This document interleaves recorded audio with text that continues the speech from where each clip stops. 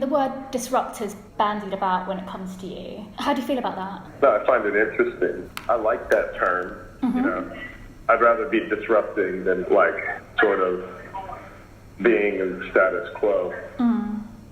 You know, you could be a stylist one day and an art director the next.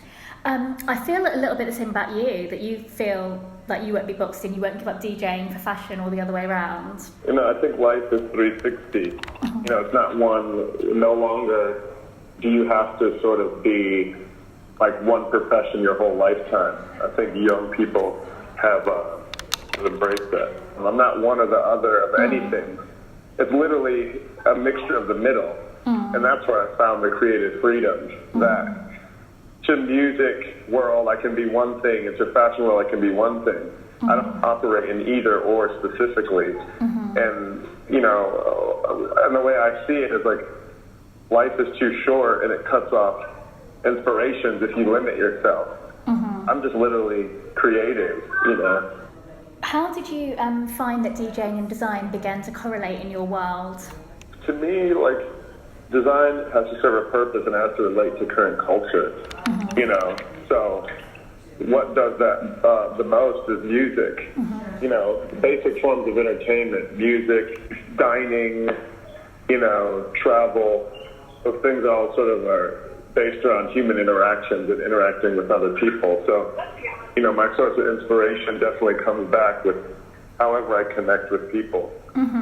I feel you're a little bit of a nomad in some way. A nomad, like a traveller, creatively as well, not just physically, but creatively. Yeah. No, I travel a lot. There's always a lot of demand to be in different places at different times per the given project. I have a very global view on fashion.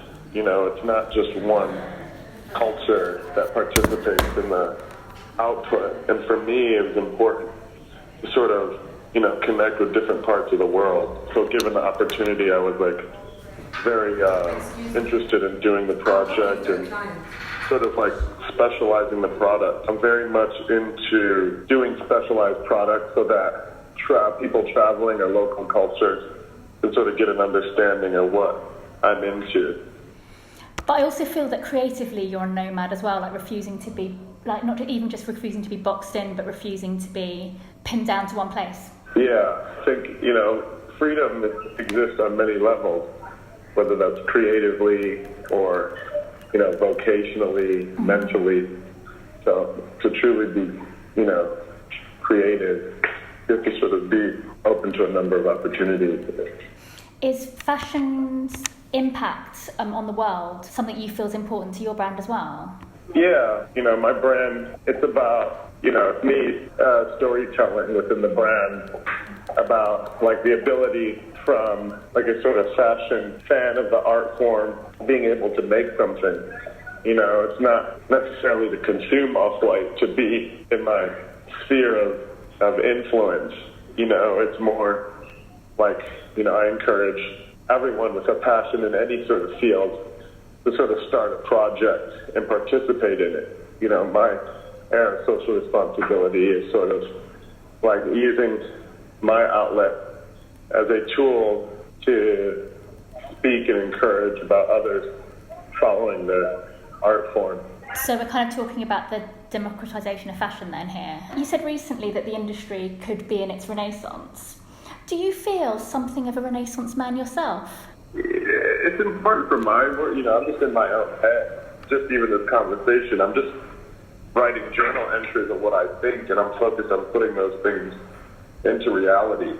You know, I'll post-rationalize them all later. In essence, you know, I'm just interested in participating rather than being complacent. You know, if that makes me, you know, a contributor, I would agree with that. I don't know if I'm a Renaissance man. That's for somebody else to decide. So do you feel part of a movement, of this movement, or do you feel you're out on your own?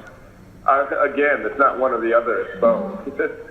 You know, it's a collective. It's no, you know, every art movement, it wasn't just Warhol. It wasn't just Caravaggio that started the Renaissance. These things happen culturally at the same time.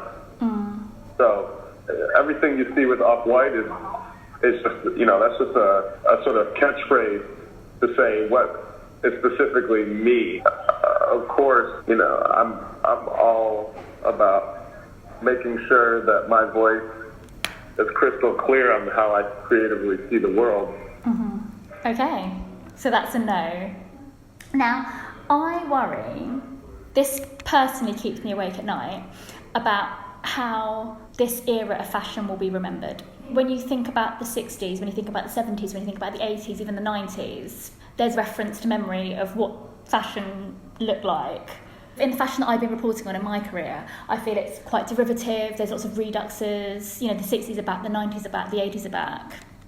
And albeit with a modern twist, but it's still referenced. And then I look at your work and I think we may be okay. This young generation needs to put in the same amount of thought and work that the generation before us.